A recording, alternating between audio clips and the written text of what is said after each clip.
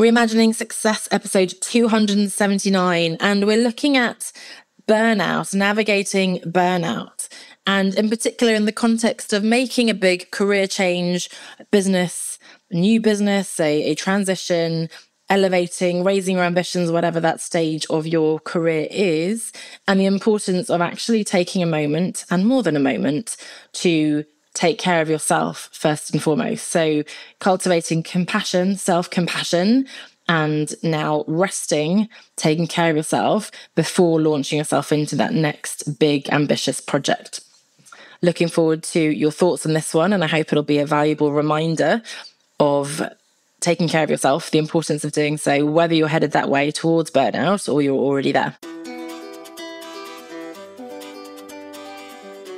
You're listening to the Reimagining Success podcast, where we help you design a business and a life that allows you freedom from the 9-to-5. I'm your host, Anna Lundberg, ex-corporate good girl, now a business mentor and coach, author, mum of 2, and I'm here to help you create more freedom, flexibility, and fulfillment. Now let's get started with redefining success outside of the 9-to-5. When people come to me wanting help with redefining success, developing their personal brand, improving their work-life balance, successfully transitioning out of corporate into working for themselves, by definition, there is something about what they're doing today that isn't working. These people are usually high-achieving people who have achieved a lot and have ambitions to achieve more in the future. But inevitably, there are some people, and it happens quite a lot, and as I say that, I think actually there are many reasons why this happens, but some people are just not ready to change. And the reason I want to focus on today is when that reason is burnout or being close to burnout, because there are other reasons why we might not be ready for a change. But now I'm really talking about, okay, yes, you want to and even need to make some significant changes if you're in that place of burnout, but you're not going to succeed with those substantial changes at this point because you won't have the clarity on what it is that you really want to do next, how to navigate that, and certainly you won't have the energy and capacity to do so. So let's dig into how you can navigate this phase. And if you're not there, then it might still be an interesting episode for you because you'll hopefully reflect on, I could get to that point, and then the damaging effect that could have on your continued ambitions, not to mention, of course, your health and your family and so on. So let's dive in. So look, first of all, I'm not a medical or mental health expert, so of course my biggest advice to you is to seek the right kind of support. But I hope, if nothing else, I can give you a little bit of awareness, give you that nudge to do so, to be compassionate with yourself, most of all, to slow things down a bit, and then really, if necessary, and it probably is necessary, get the right kind of support. And again, to be honest, even without a diagnosed medical burnout, I'm going to put out there that anyone who's been in corporate, who's been in a high-performance environment their entire career, let's face it, and before with university and school and so on, will need a break before starting the next challenge. And, if you're relatively well-balanced and you take care of yourself and you haven't been uber stressed, then perhaps that break is a long holiday or a sabbatical. But if really you're experiencing serious burnout, then it will take much longer. And that's really frustrating. But here's the thing, you need to go slow to go fast. So yes, it feels like you're taking a step back. You're putting your foot on the brake instead of accelerating. And that's especially difficult for people like us. But please understand counterintuitively that, slowing things down is actually going to allow you to then hit your goals faster, if that makes sense. So, let's look at some of the signs of burnout. Again, I'm by no means a medical expert here, but you might be feeling super drained, really extreme fatigue, not having the energy for the things that you would usually manage. And these things can creep on, right? These symptoms, and they can start relatively benign, but then grow and grow. As they grow, you'll feel less able to cope. You might feel really helpless and trapped in the situation with no way out.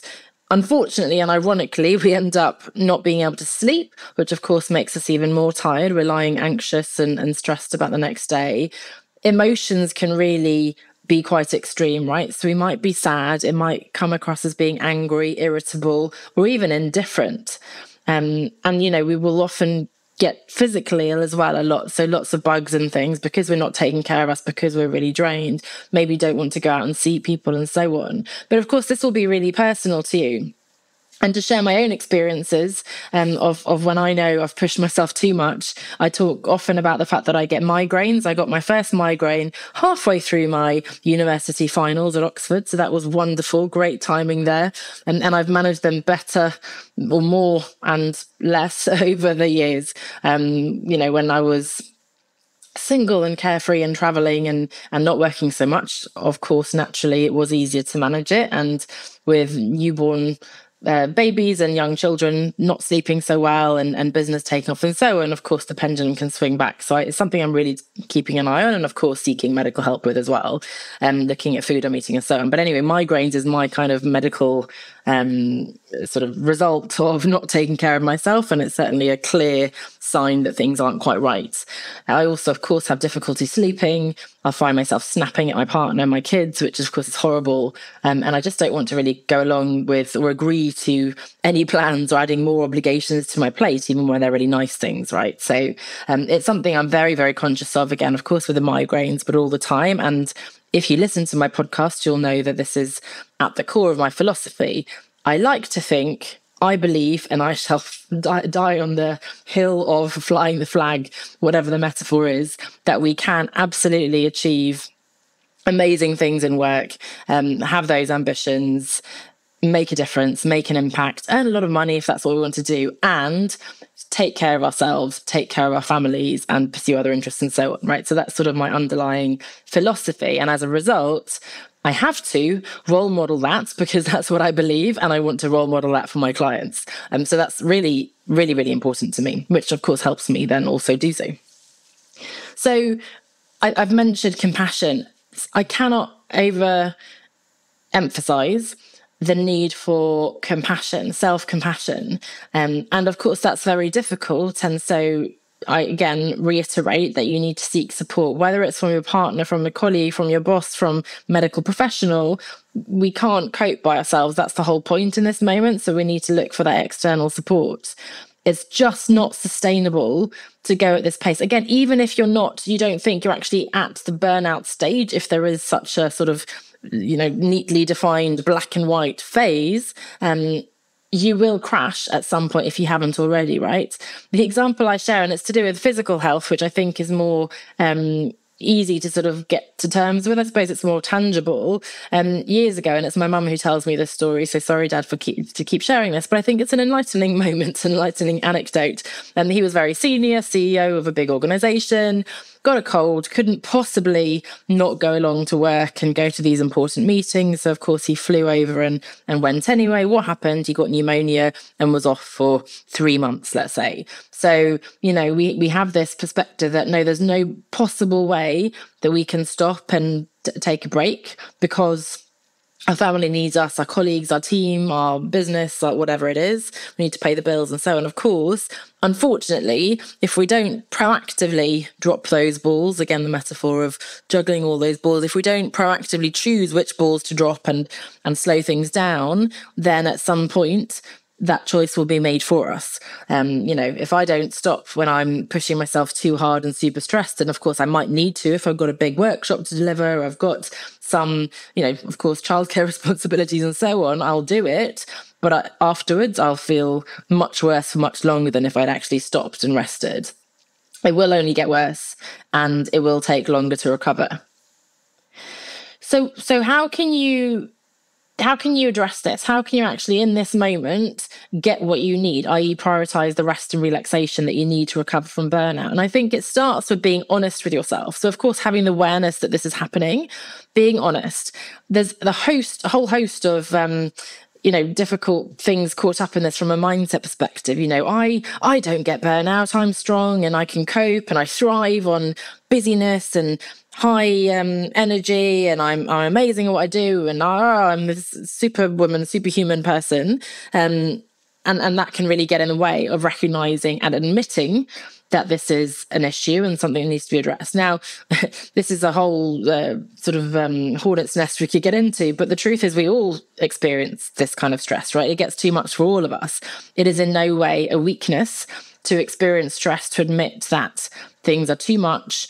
And in any case, it's a medical condition. If we're actually burning out, then that's something that, is no more our fault than having a cold or whatever the medical condition, the physical health that's being affected. So awareness and honesty with yourself. And then, of course, we need to identify what's contributing to your stress, what is pushing you over the edge, and then how you can reduce it. Now, this is tricky. So I'm not talking about long-term things, again, career change and changing boss and moving and evolving your business model, whatever that is. We're really talking the immediate short term. How can you reduce your workload? Can you take time off work?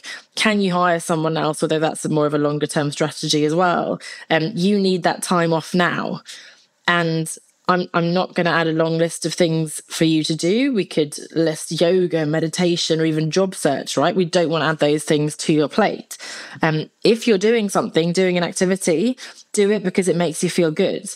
Do it because it's bringing you energy. It's making you feel less drained, not because you feel you should or you're told you should by other people, right? I think that's really, really crucial in this phase, that you're not obliging yourself to do all these things. Again, you're just living up to some ideal that you have where you're supposed to be taking a sabbatical and doing yoga every day and breathing and whatever it is. That, it's very individual for you, and you need to see what you can do to take the time you need and to really take care of yourself, to nurture yourself. So again, it comes back to asking for help in whatever form.